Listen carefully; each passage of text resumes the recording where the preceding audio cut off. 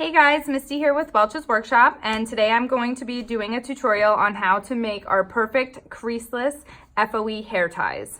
So if you buy a kit, we have them in the DIY kit section of our website underneath hardware. You can find our kits there. We have some pre-packaged ones. You'll get 4 1-yard cuts of elastic, and you'll also get 3 different size hair tie cards to display them on. And everything comes wrapped nicely in a little bag. So you'll get your different cards and you'll get your elastic. Now, when we cut them to 11 inches in size always, because that is what fits perfectly. This is a standard business cut, standard size business card cut. So we know at 11 inches with the way that we make them that they'll fit perfectly without bending the chipboard. And you can obviously go for one step further. You can customize the chipboard by either writing on it, printing labels on it, or stamping it. And you can put these into your Cricut as well. So the first thing you're gonna do is you're gonna go through and you are going to cut your elastic into 11-inch cuts.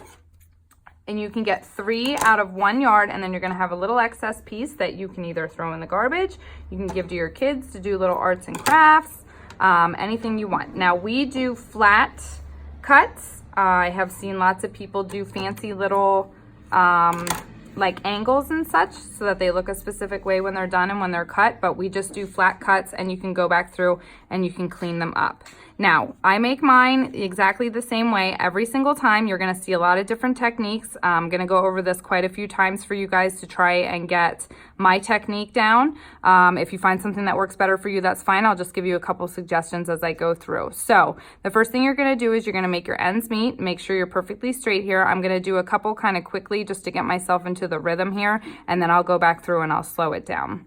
So I create the entire knot over my thumb. My number one technique here that makes them stand out and which gives you that clean boxy knot at the top is when you hit this point, instead of pulling it tight, it's actually twisted underneath. So I take the entire knot and I twist it 1 time over. And if you see, that automatically cleaned up my knot and made it a little more boxy, which is something that I love. I just love that final look there.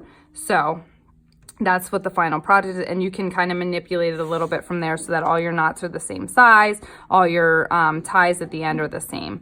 So I'm gonna wrap it around my finger here, pull it all off and use my thumb to create the rest of the knot. As soon as I hit this point, I flip my knot over and start straightening everything out before I ever pull it tight. So there's a lot of manipulating here until it smooths out and it all and you create that knot so that they look pretty much identical when they're done there.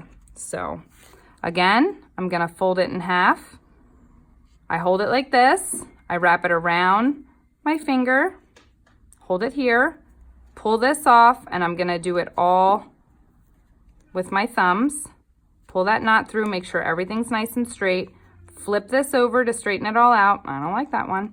If you don't like it, you just take it apart and you stretch it out and you do it again. Okay, so it's nice and flat there.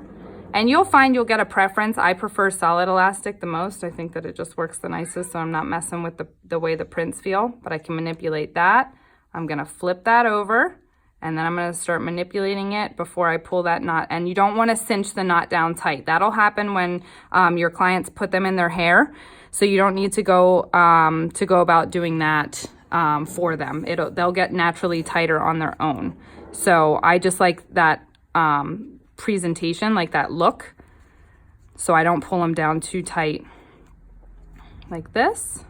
Flip it over and then start straightening everything out so that it's nice and flat. And once you get that technique down, they should look essentially exactly the same every single time.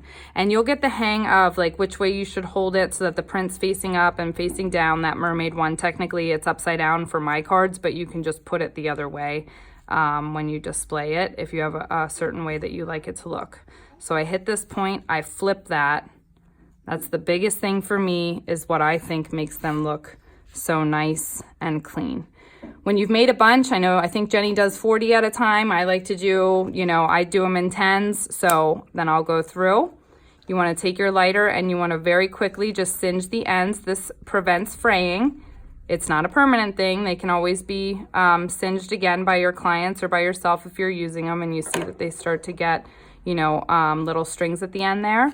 And then when you pull them across on your cards, they should fit perfectly, and you can manipulate them just a little bit more so that they lay exactly how you want them to on your cards. These cards are meant to fit, or created to fit 1, 2, and 3 hair ties. So we do our coordinated kits for you. So you can just put 2 on these and then 3 on these. And as I said, you can personalize all of this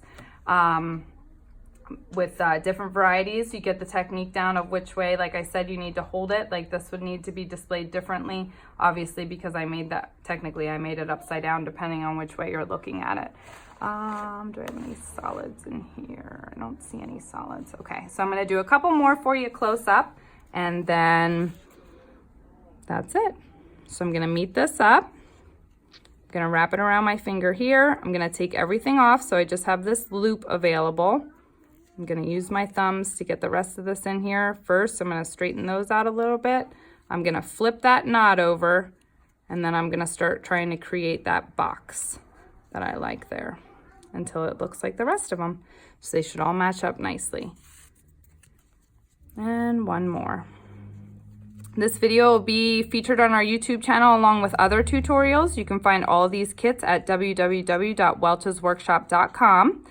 We do pre-package them. We do come up with some themes and do a variety. Also, you can obviously create your own just by searching through that. We have tons of elastic that are available individually. We also have the chipboard cards available in a bunch of different sizes, and you can buy full sheets to customize your own sizes. So if anybody has any questions, go ahead and leave us comments on the video, and we thank you very much. Have a great day.